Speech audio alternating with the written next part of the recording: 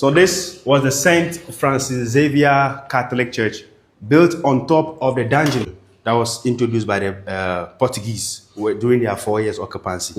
And the church was built on top of the dungeon. So previously the church was very big. It occupies all those areas.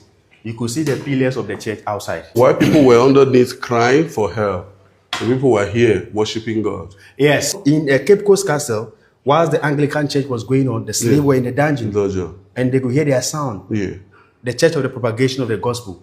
For their own gains.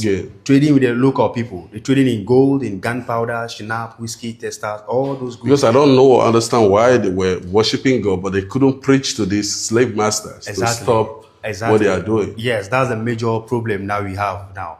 That why should they have the slave and the dungeons were built beneath the church, which doesn't speak good about the church. And also many of the plantations also belongs to the churches as well. So African and slaves happens to be those who is to work on the plantation. So religion is a very whole subject matter. I think religion take a second look at went hand in hand with slavery. Exactly. Because initially when they came for discovery of trade routes and stuff, but they later began to engage in slave trading.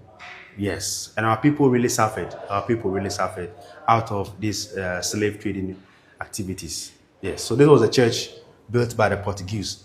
But the new items in the church here now was brought in by our former president, the late Professor Mills. When he became the president, he was using the church as a prayer room before he died in 2012, July 24.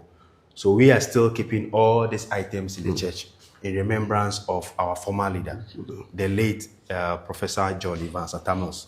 So this is the concrete floor of the church. The original concrete concrete floor. There used to be wooden carving. You could see the patterns. But later, after the castle was declared a museum, according to UNESCO, they need to remove everything from here so that the concrete floor originally will last longer. And also could be seen by visitors. That's why we have the section of the floor being this way. So all these places were dungeons. You see, the church occupies all these places. You see this ventilation unit here. These were dungeons, dungeons where the African and slaves were kept. You see, all those places were ventilation. Please come to this side. All these were ventilations to dungeons. But currently, the dungeons there, the walls are falling apart. So we can't go there to have a look at that place. If not, I will take you there to see. So these were all ventilations where African and slaves were also being kept here. Yes.